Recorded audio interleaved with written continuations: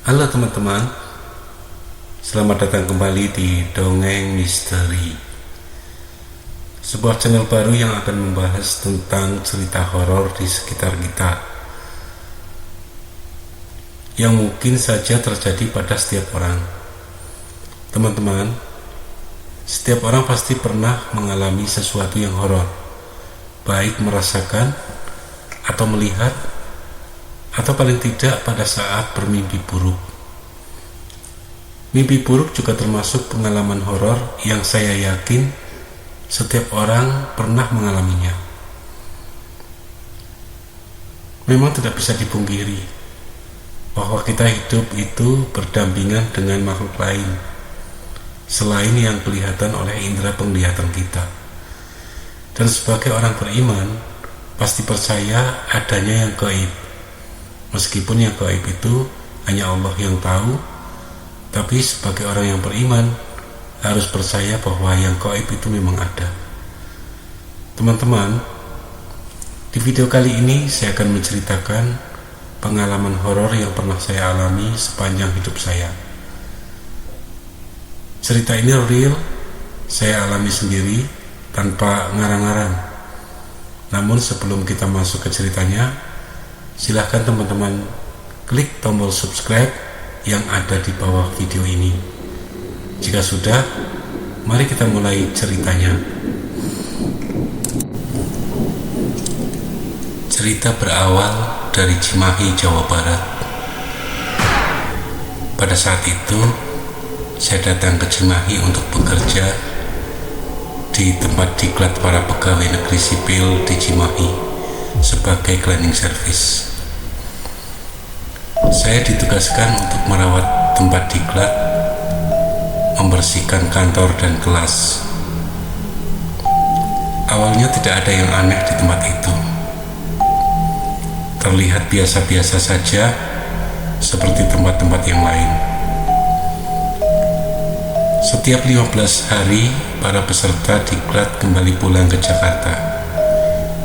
Dan biasanya kami pun ikut pulang ke kampung halaman. Karena kebetulan kami dari Jawa Tengah.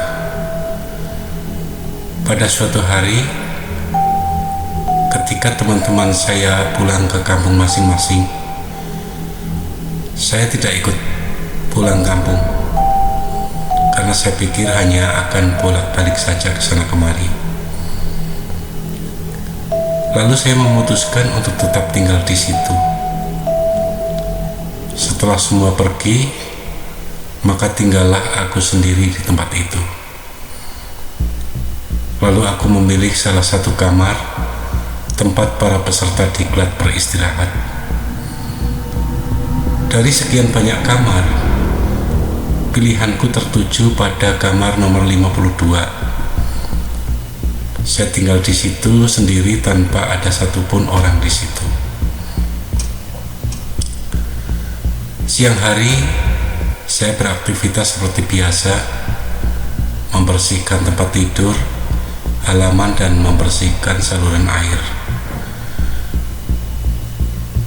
Saat menjelang maghrib, seperti biasa, aku membaca 1 atau 2 ayat dari Al-Quran sambil menunggu waktu maghrib.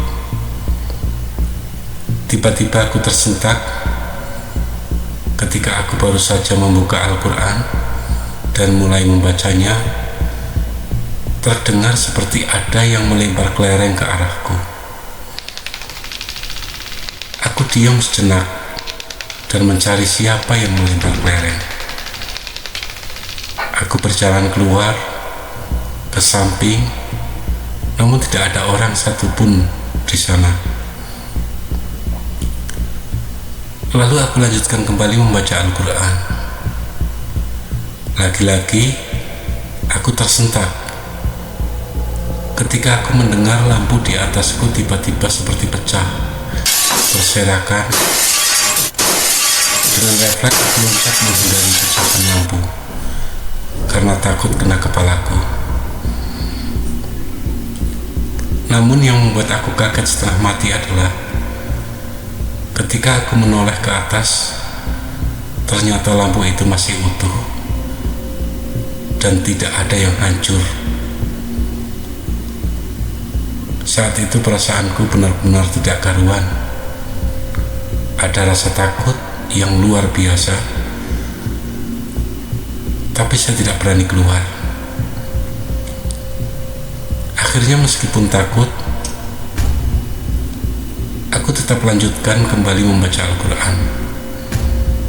Namun kali ini aku membaca ayat yang sudah aku hafal tanpa memegang Al-Quran, yaitu ayat kursi. Namun belum sampai selesai aku membaca ayat kursi, tiba-tiba dari kamar mandi terdengar suara orang yang melempar gayung dengan sangat keras.